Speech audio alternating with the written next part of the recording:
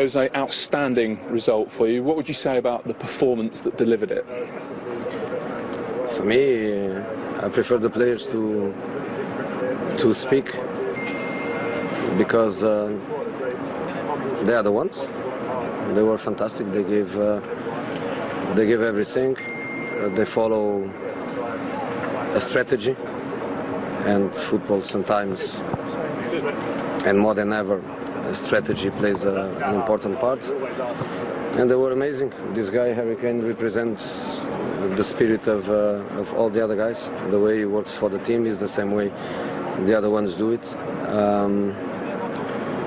It was very important to respect them and not to forget the team they are.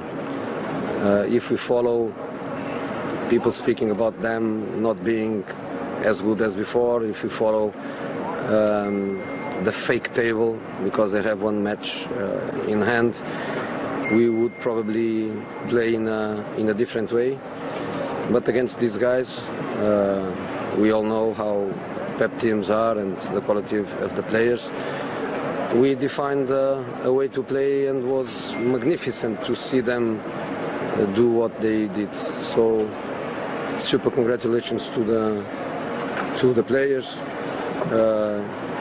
I think the referee team was really good too.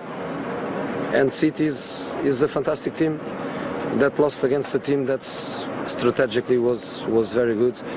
But City is still City. So how do you deliver such a strategic performance, as you call it, with no preparation time? Yeah, that's what I told the players. They didn't have time to work, but we had.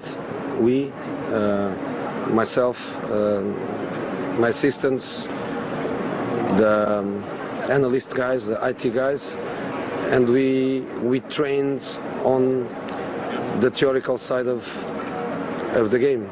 But you can only do that when there are many principles that the team has already. So we defined everything. If they build with 4, we do this way. If they build with 3, like sometimes they do and they did during some periods of the game, we will position our block in a certain way. If they press us high, we build in a way. If they don't press us high, we build in a different way. And everything was very good. Of course, you have to score, and we didn't have many chances. Of course, you need a top goalkeeper to make a crucial save in a crucial moment. Of course, you need that. But we knew that they would have more of the ball, but we would feel very comfortable playing that way because we knew the way to do it. So on a night like that, and you mentioned it as Harry Kane walks behind you, how important is a guy like that holding it, scrapping, occupying the centre halves, winning plenty of tackles? Every player did the job in an amazing way. Even what we used to call the emergency principles, which is when somebody, by tired or by losing a certain position, is not there, you have the emergency rules, let's say that. Everybody had an incredible friendship and solidarity. Everybody was amazing. I just feel sorry for Toby with a fantastic performance. He has an important injury. It's the injury of the fatigue. It's the injury that happened. But it was an opportunity for Rodden to come and to come for a game of this dimension and difficulty. So let's go. Thursday we have another one. So Toby Alderweireld is potentially a long-term injury, is it? I would say so. Yeah. How big a game does it set up now against Chelsea, Jose, top of the table? No. It's not against Chelsea. It's against Ludogorets. Our group in Europa League is very tricky. You can say you have 6 points. Wow, I don't think 10, 11 will be enough, because maybe Ludogorets will lose lots of points against everybody. So maybe we need more than 10, 11 points. So it's still difficult. So Thursday is very important for us to win it, to make 9, and even so, we are not qualified with 9. We have still to go until the end. Well done, Jose. Thank you very much. Obviously, what did you make of it? Well, I think we play well, but we missed that cutting edge. You know, to keep Tottenham to about 3 or 4 chances, that's quite good. But yeah, obviously if you're not sharp enough in front of goal, what is happening lately, then it's tough. You say it's happening lately. Why has it become a little bit of a reoccurring theme? Not quite the cutting edge we've seen in the past. Well, obviously it's been up and down with the players coming in, going out. So it's very difficult for people to come back from injury and then be sharp directly. So it's been a lot of changes, a lot of people coming in, coming out. So it's difficult to find the consistency. I think the first 2/3 of the part of the pitch we're playing really well, but then the end needs to be a little bit sharper. But I guess that will come, and hopefully sooner than later. What did you make of the goal that was ruled out today? Because you obviously did have the ball in the back of the net, and you were certainly one of the players speaking to the officials at half time. I don't know the rules anymore, honestly. I thought if it's above the arm here that it's not handball anymore with the law changes. Yeah. But then it's like middle of the. What did Gabriel say it hit him? Yeah, but everybody knows that it hits him here. But honestly, I don't know the rules. Like, it did change, and if you will listen tomorrow or the day after, they will come on whatever channel and they will say, the referee will say it's a good decision. So it really doesn't matter. Worrying though, isn't it, that the guys playing the game don't quite know the rules? Well, what can we say? I think I've been playing professional football for about 12 years. In the first 9 years, there was no rule changes. In the last 3 years, there's been a lot of rule changes. I don't know why. Football is such a nice game, but the guys who makes the rules should be people in the game. I don't know who makes them, so I'll just say consistent. That's it. Lastly, are we looking, do you think, at a very different Premier League season for the last 2-3 years? A couple of teams going for it, high points total. Is something different emerging this season? Well, I'm not surprised. We had about 7 days of pre-season. I played with my national team about after one training. So what do people expect of us? Like, do you feel exhausted? Sometimes, yeah. Even with the rules, I came in Wednesday night from Belgium. I wasn't allowed to go to the club because we had to do a COVID test. So I couldn't get any regeneration. It's the same for everybody, though. But like we play, but yeah, sometimes we're tired. Thanks for coming out. Thank you. Refereeing team were really, really good. He's obviously referring at 1-0 to the goal that City had chalked off because Aymeric Laporte thought they'd equalised. You watch this time and time again, Michael. Are you still saying this goal should stand? I think it should stand, yeah. Yeah, don't get me wrong, it's not clear cut, but I'd like to see if it's quite close and at least one going for the strikers. You see them, we've seen the diagram and where the line is. It's sort of halfway up between the elbow and the shoulder. And even Mike Dean comes onto the pitch later on and actually points to where it is. And if he's pointing to the accurate place, which you would assume later on, and actually points to where it is, and if he's pointing to the accurate place, which you would assume he would be, then that would tell me that it's probably in a legal area, let's say. So I'm surprised it's been disallowed. Tim? When I first saw it, I thought it hit him on the forearm, just above his wrist. But when I look at it again, I think it hits him. He almost leans. Jesus leans into it and it hits him under the armpit. I think it's very unfortunate to be ruled out. And this conversation was going on even after the half-time whistle there. You can see Kevin De Bruyne, what he's thinking about it. Let's just remember, there it is behind me, what is now designated as handball and not handball. And that is where Mike Dean is pointing. Red is handball. It's in there, and that indication there, whereas red is handball and green's not, then it's on the borderline. I think this could have gone either way.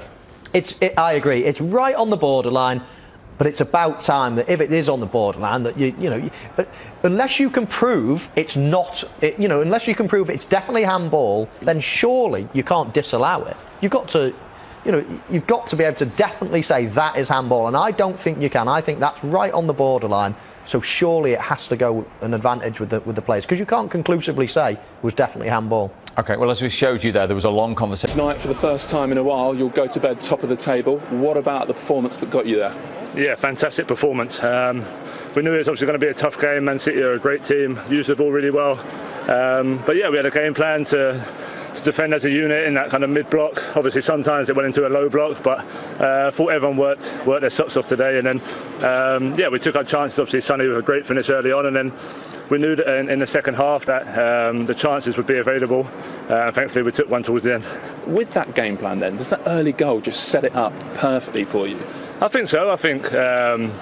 Obviously, we knew if I was going to drop deep, maybe the centre halves would come quite tight, and then Sonny and Stevie could run in behind, and obviously that was the perfect example for the first goal. And then, yeah, like I said, we probably defended a little bit too deep than what we liked. We spoke at half time to maybe push up the score. But what about his all-round performance today? Yeah, he worked hard for the team. That was a great indication that Jose Mourinho has brainwashed this group of players. He's talking mid-blocks. I've never heard him come out of his mouth mid-block, but they bought into the philosophy of Jose Mourinho. Would you like to explain mid-block to us? Mid-block means defend deep, counter-attack when you can, but just no gaps, no spaces in between. And they didn't have any spaces. They had a lot of shots from outside the box, but they never had many clear-cut chances. We're talking about a side with the firepower of Man City. Jose has brainwashed this group of players to believe in. And you know what helps? Winning football matches. And when they look at the table, when they're top of the league, the fans wouldn't like it. You know, they're benefiting because the fans are not in the stadium. Well, they'd like it at the top of the league, surely. Absolutely. That's the only way they like it. It's fine margins. They could have easily lost that football match, and everyone over social media, all the fans around the world saying, not good enough. Why doesn't he play on the front foot like Pochettino?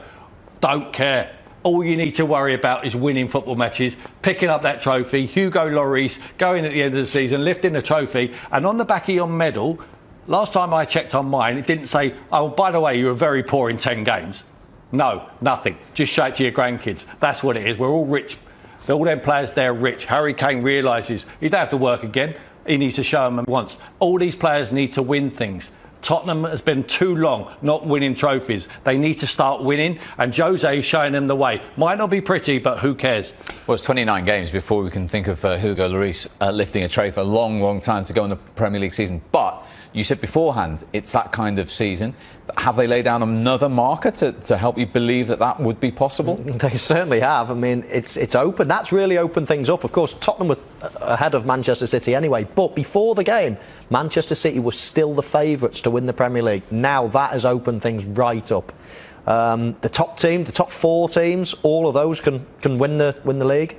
Of course, Manchester City down in 10th there, loitering, but you know they're going to be up there at the end. That really has opened things up, and we've all said it.